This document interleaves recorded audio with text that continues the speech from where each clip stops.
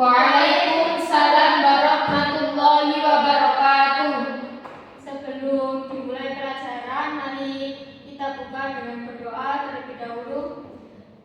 Ayo, 1, 2, 3. Bismillahirrahmanirrahim.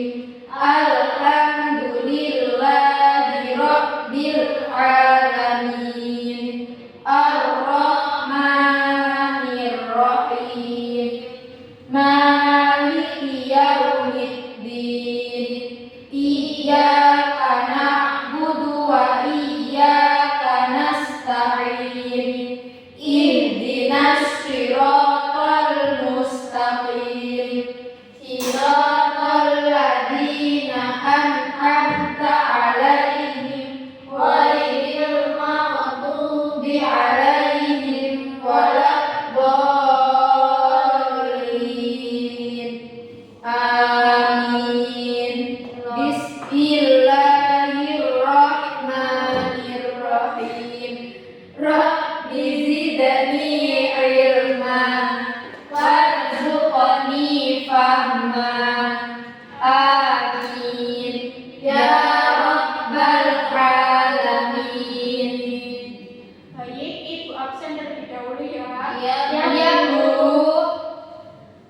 Mimas, Hadir. Laila, Hadir Bu. Mita, Hadir. Jihan, hadir. Oke, hadir semua ya. Ya Bu. Di sini Ibu akan menjelaskan materi tentang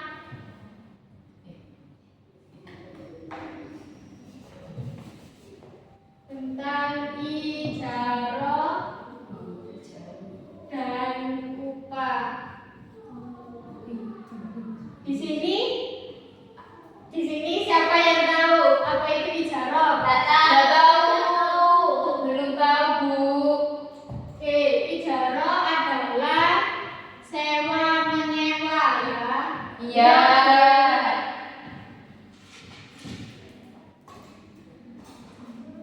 Ijarah ini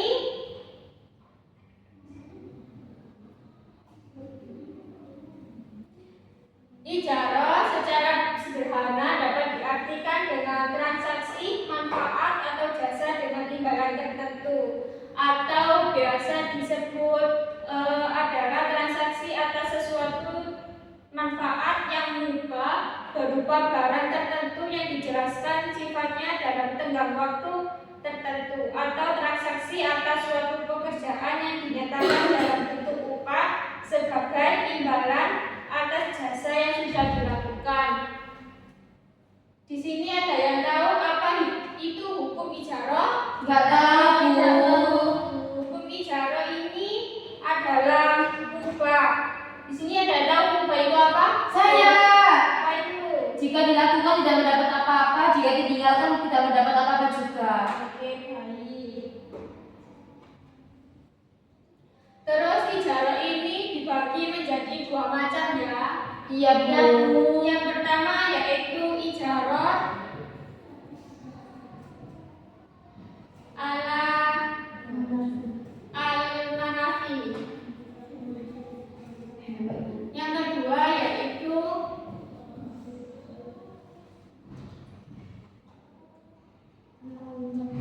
ijarah ala al-mal. Silakan dibaca apa itu ijarah al-manafi. Saya Bu. Ya, Laila. Ijarah yang objek akadnya adalah manfaat seperti menyewa rumah untuk ditempati, mobil untuk dikendarai, baju untuk dipakai dan sebagainya. Ya, kalau ijarah al-mal, Mbak Ima silakan dibaca. Apa Bu tanya? Itu ijarah al-mal. Silakan dibaca Mbak pengertiannya. Yaitu ijarah yang objek akadnya jasa atau pekerjaan seperti membangun gedung atau menjahit pakaian. Oleh karena itu pembahasannya terkait pekerjaan karyawan. Ya. Ijarah al-manafi ini dasar hukumnya terdapat dalam surat At-Talaq ayat 6. Silakan dibuka. Baik ya Bu. At-Tolak. Talak ayat 6. Baik, sudah Bu. Ayo kita baca bersama-sama ya. Iya. 1, 2, 3. Bismillahirrahmanirrahim. Askinuhunna min haitsu sakantum min wujdikum wa la tudarruhunna litudayyiqu alaihim wa in kunna ulati hamlin fafiqu alaihinna hatta yad'na hamlahun fa in arda'na lakum fa'atuhunna ujurahun wa tamiru bainakum bima'ruf wa in ta'asartum fasaturdi'u lahu ukhra. Mita silakan dibacakan artinya. Artinya, tempatkanlah mereka para istri di mana kamu bertempat tinggal menurut kemampuanmu, dan janganlah kamu menyusahkan mereka untuk menyempitkan hati mereka. Dan jika mereka istri-istri yang sudah ditalak itu sudah hamil, maka berikanlah kepada mereka nafkahnya hingga mereka bersalin. Kemudian jika mereka menyusukan anak-anakmu untukmu, maka berikanlah kepada mereka upahnya. Dan musyawarahkanlah di antara kamu segala sesuatu dengan baik, dan jika kamu menemui kesulitan, maka perempuan lain boleh menyusukan anak itu untuknya. Ya, baik. Terus ada rukun dan syarat ijarat al-manafi.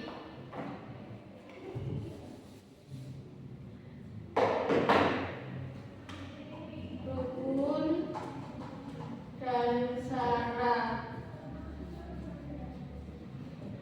Yang pertama yaitu orang yang menyewa ya. Ya Bu. Yang kedua yaitu barang yang disewakan.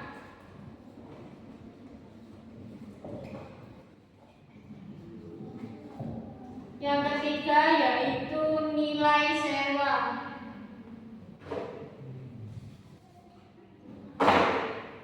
Nilai sewa.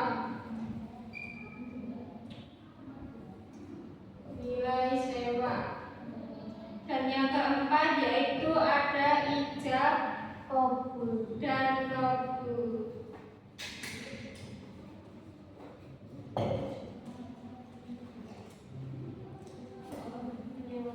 Dan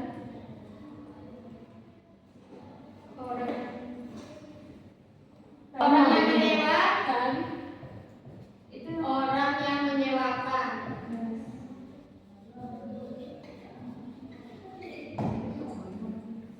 Coba bisa ya sampai atas-atas. Iya, nggak apa-apa Bu. Ya Bu. Jelas. Jadi ada 4 ya rukun dan syarat dari ijarat al-manafi ini. Yang pertama yaitu Orang yang menyewa dan orang yang menyewakan. yang kedua, Barang yang disewakan. yang ketiga, Nilai sewa. yang keempat. Ijab dan kabul.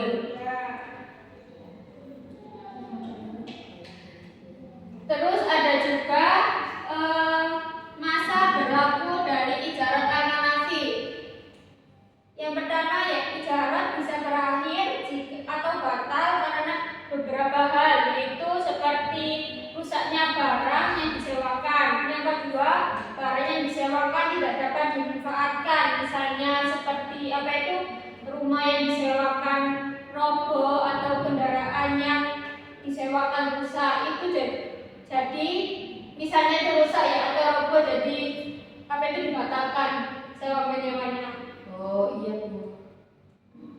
Terus itu ijarat amal. Siapa yang tahu ijarat amal?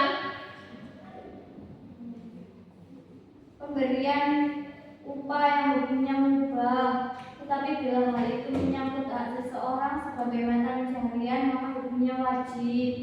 Ya, ijarat mal ini ada rukun dan syaratnya ya.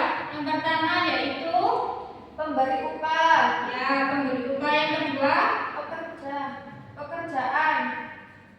yang ketiga Upah atau imbalan. pekerjaan, Sigot atau ijazah yang kabul. ketiga upah atau pekerjaan. Yang ketiga yaitu upah atau imbalan. Yang keempat Sigot. yaitu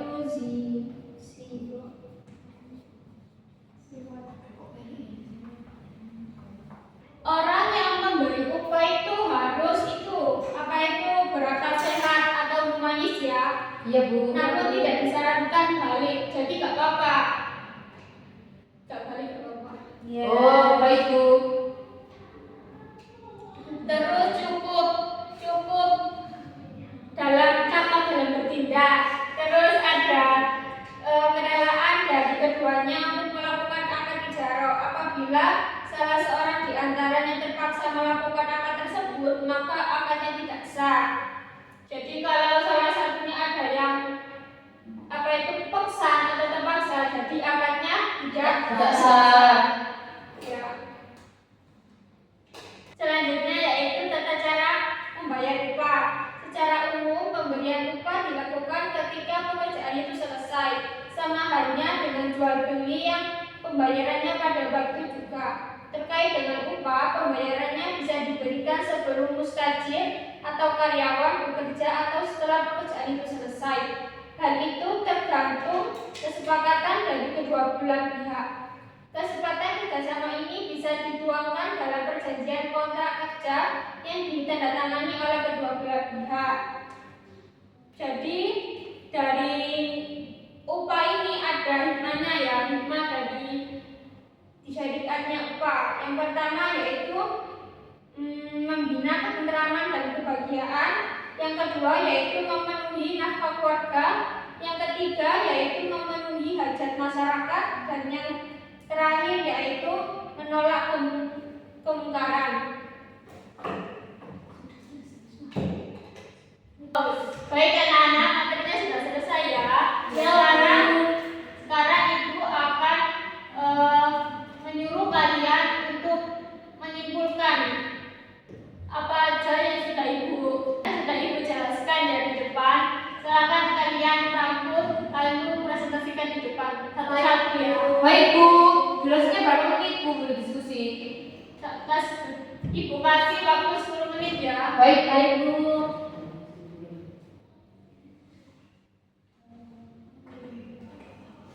Satu-satu. Baik Bu.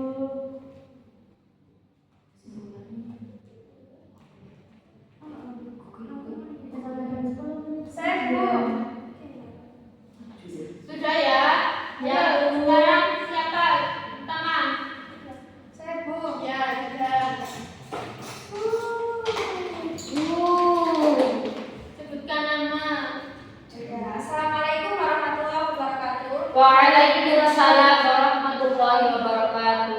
Nama saya Jina Fatihatus. Saya akan menjelaskan rangkuman seputar ijarah dan upah. Jadi ijarah adalah transaksi atas suatu manfaat yang mubah berupa barang tertentu yang dijelaskan sifatnya dalam tenggang waktu tertentu atau transaksi atas suatu pekerjaan yang dinyatakan dalam bentuk upah sebagai imbalan atas jasa yang sudah dilakukan.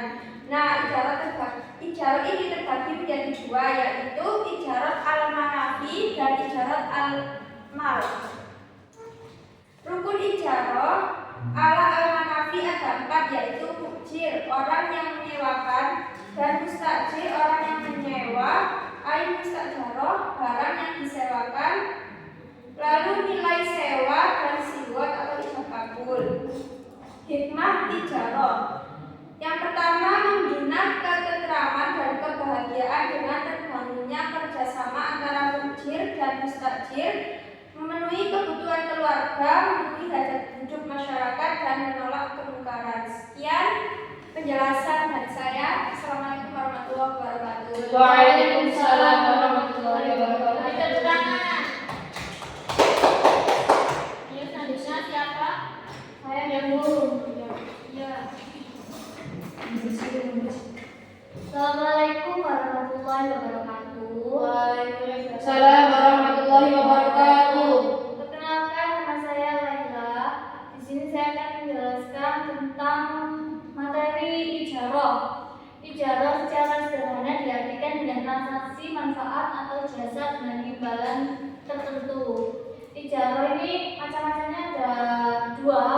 Yang pertama ijarah ala al-manafi, yaitu ijarah yang objek akadnya adalah manfaat.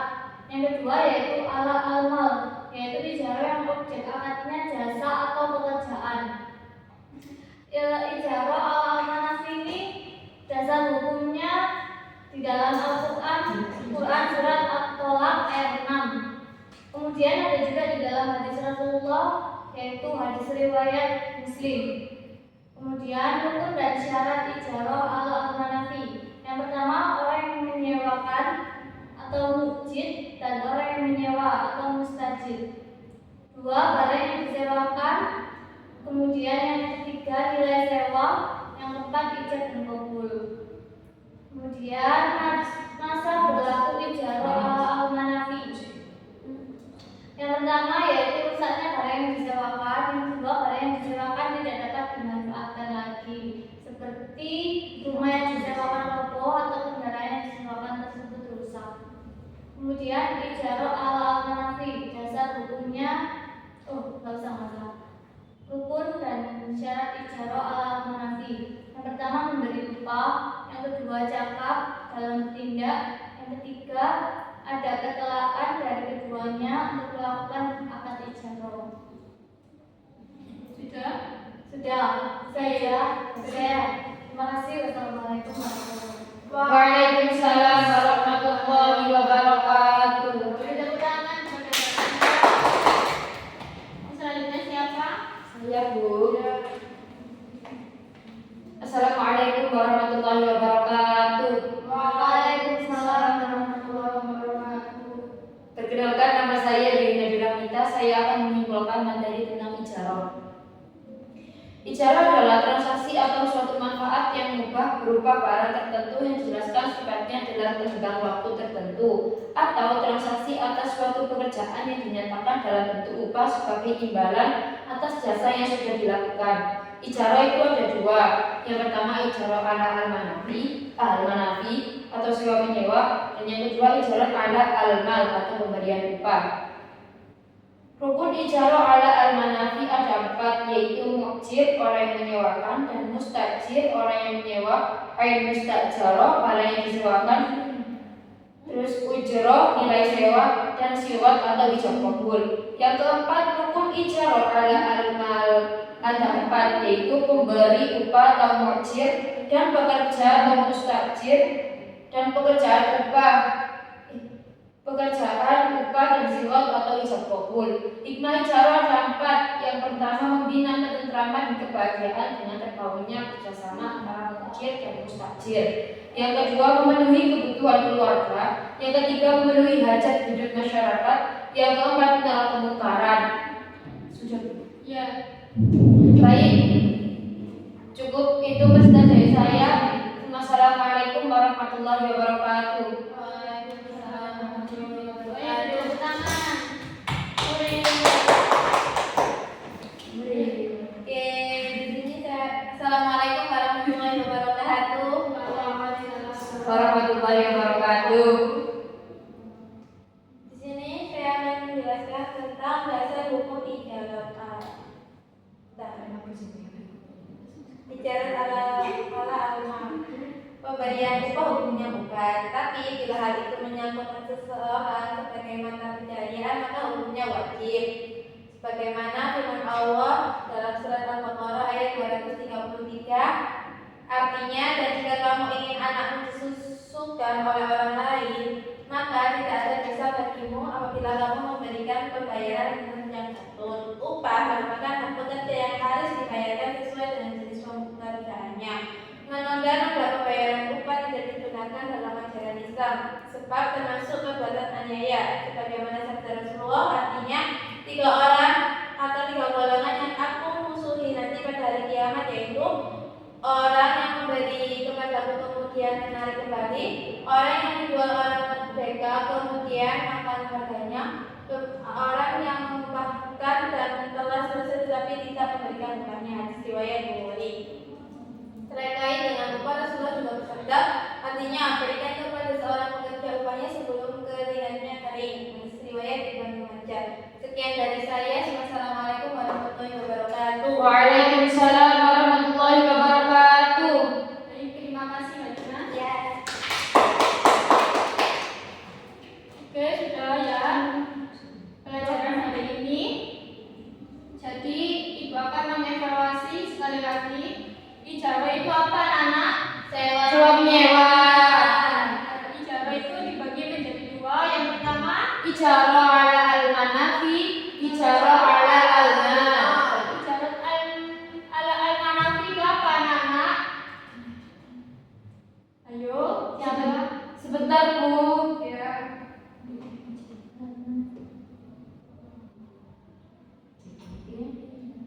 Saya, Bu. Ya, ayo.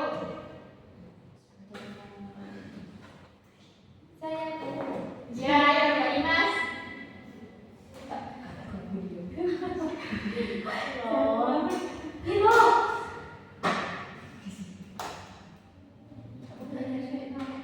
Mohon maaf, Bu, saya nggak nemu. Ayo Mbak Imas, silakan. Ijarah ala al-manafi yaitu ijarah yang objek adanya adalah manfaat seperti menyewakan rumah untuk ditempati, mobil untuk dikendarai, baju untuk dipakai, dan sebagainya. Kalau ijarah ala al-mal, Saya, Bu, saya. ya, ayo. Yaitu objek akadnya jasa, ijarah yang objek akadnya jasa atau pekerjaan seperti membangun gedung atau menjahit pakaian. Ya, ayo. Terus ada rukun dan syarat ijarah ala al-manafi. Kan ada 4. Apa aja anak? Ayo siapa? Jihan, sebutkan. Orang yang menyewa dan orang yang menyewakan. Yang kedua, barang yang disewakan. Yang ketiga, nilai sewa. Yang keempat, ijab dan kabul. Ya. Terus ada rukun dan syarat dari ijarah ala al-mal. Sebutkan Naila. 1. Pekerjaan, 2. Pekerjaan, 3. Upah dan imbalan, 4. Sibut atau ijab kabul. Ya, terus di sini ada hikmah disyariatkan upah. Hikmahnya apa aja? Ayo, bisa silakan. Sebentar, Bu.